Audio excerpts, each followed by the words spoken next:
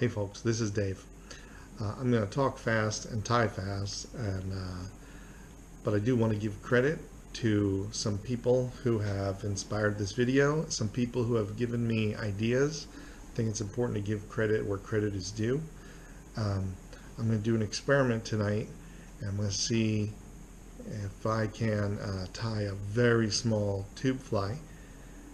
I ordered the HMH Universal Tube Fly Kit on the recommendations of the great videos by Tim Camisa. I'm going to put a link to all these videos in my description. So I want to thank Tim Camisa for his great videos. They're very informative, and also Peter Charles has some really great informative introductory videos on tube flies. And as I thought about doing this experiment to see if I could tie a really tiny tube fly that would be maybe a dry fly, is that possible? From what I can tell in the tube fly community, no one is tying tiny dry flies for trout on tubes. I understand that that's a kind of maybe a silly notion, but there's got to be a limit someplace, and I want to find that boundary.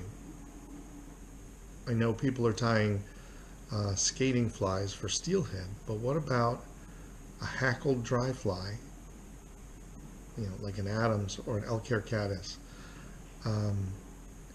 So that's the experiment I want to try tonight. And I was looking at a video by a gentleman named Colby Bryant, and I was getting a little impatient waiting for my tube fly introductory kit to arrive. It's going to be probably another 5 days, and I don't have any patience for that kind of waiting. So Mr. Bryan showed me in his video how to make a tube fly adapter from a hook, a long shank hook. So I went ahead and did that, and here's what that looked like, that process.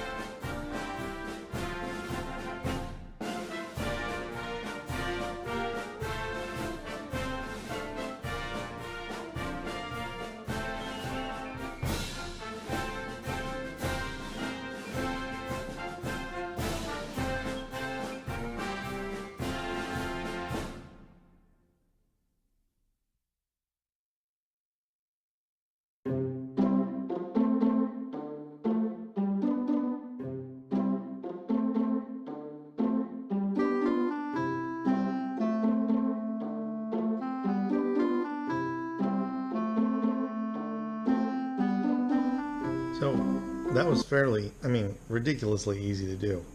And I have a funny feeling that I'm going to be using this tube fly adapter that I just made um, quite a bit in the near future.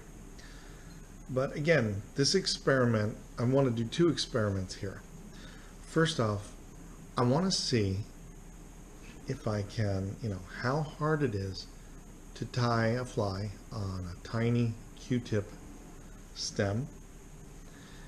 And secondly, I want to see how small I can go, and if I can create a floating dry fly that I could use for trout. Now I know, I'm not going to tie a size 16 Adams on a tube. Probably it's never going to happen. But there's a fly that's usually fished a little bit bigger for finicky trout all across the west of North America. And it's called an Elk-Hair caddis. And they're usually fished, around a size 10 or 12, maybe? I'm not sure. But I'm not sure what other people do. But I tie my Elk-Hair caddis a little different from other people. And I have had tremendous success with this fly. 3 of the greatest fish I've ever caught have been on this Elk-Hair caddis. Now, I know what you're thinking. That's not an Elk-Hair caddis. So, I guess, I've been tying them this way for years, and I guess somewhere along the line I got confused. Maybe I got confused between a stimulator and an Elk-Hair caddis, but I always put a little bit of Elk-Hair tail on my Elk-Hair caddis. I know it doesn't make sense. Caddis flies don't really have a tail, but okay. Maybe it's not exactly a caddisfly imitation. Maybe it's a vague stonefly, caddisfly combo. Also, I put hackles on my Elk-Hair caddis. And I palmer it relatively thick with grizzly. The other thing I do that's a little bit different from your typical Elk-Hair caddis, I was inspired by Adam's colors, but I dress my Elk-Hair caddis in grizzly and ginger hackles and grizzly palmer, and in this case I've used an olive body, but today I'm going to use the traditional gray muskrat. I'm going to try and see if I can tie that fly on this tube, this Q-tip tube. I'm going to try and keep it as short as I can. I'll trim it later. I'm going to use this adapter that I learned about from Mr. Brian. And I want to stress one thing here. I have never, ever in my life even attempted to tie a tube fly. So that's part of the experiment here. On my first try, I'm going to try and tie the smallest, not the smallest, but I'm going to try and tie, let's say a size 10 Elk-Hair caddis in my style on a Q-tip tube, and I want to see if I can end up with something that I could call, honestly, a dry fly that I can use for fishing for trout. Again, I've never ever attempted to tie a tube fly before. But thanks to the videos from Tim Camisa, Peter Charles, and Colby Bryan, I'm going to give this a try. So you'll bear with me if it's an utter failure. Maybe you can learn something from it.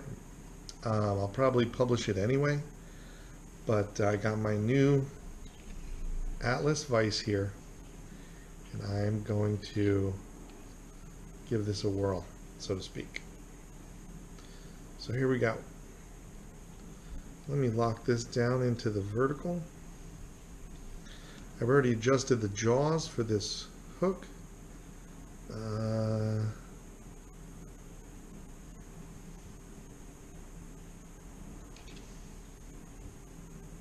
I think I'm probably not going to be using the rotary feature of this vise tonight.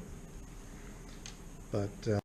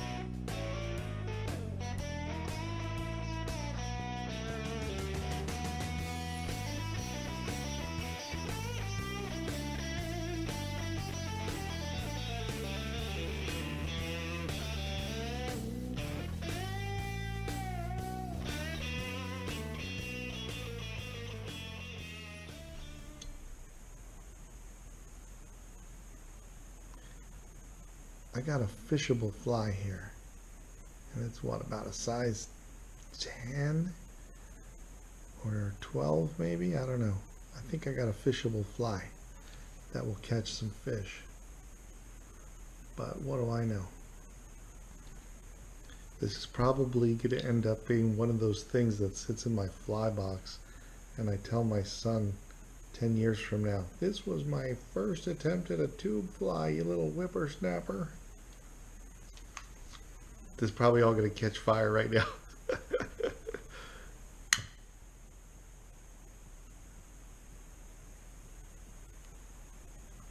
Oh my god, it did catch fire. Holy crap.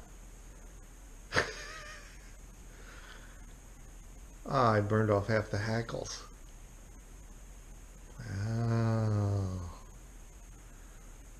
That's not good. Yeah.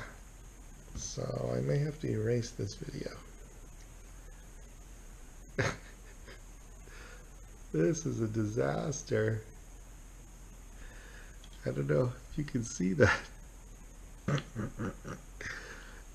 I burned off the top half of the hackles on this fly. Jesus, what a disaster. Alright. Now, let's try this one more time.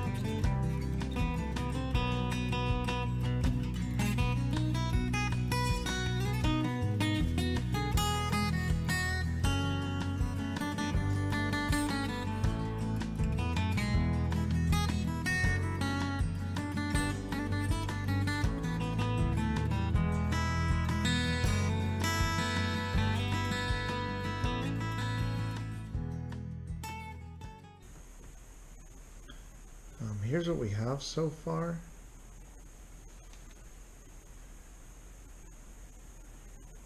It's very buggy looking. It's not, exactly what I was shooting for. And it may not be exactly what you were hoping to see. But gosh, that looks, let's just say it looks interesting. I have a feeling some trout might find that very interesting, very compelling, just because it looks so buggy and so exotic. I'm going to trim the tube very liberally. I'm thinking I should trim it about like this because I do not want to burn those feathers again.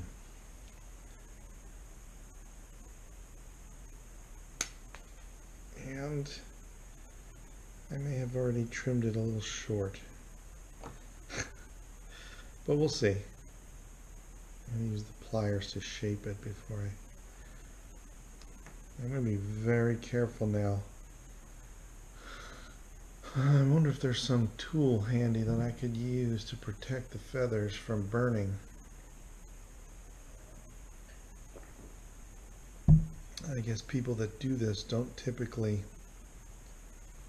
have hackles in the way. Right, well, I'm going to pull the hackles back with my hand. I'm going to see if I can melt the tubing without burning my fingers. I'm going to do it from above. So far, so good. Oh, great, my lighter's dying. Great. Don't you love that? Just when things are going right. Son of a gun. There we go.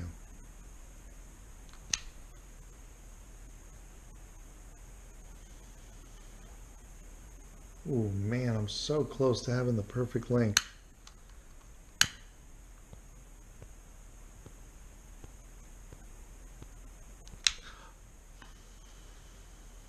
I almost lit that thing up. Did you see the smoke? All right, now we have a tube fly with a tail. We have a tube fly with enough tubing on the back to put an adapter tube. We have a tube fly with palmering, heavy palmering and heavy hackles and wings, and I'm thinking this might float.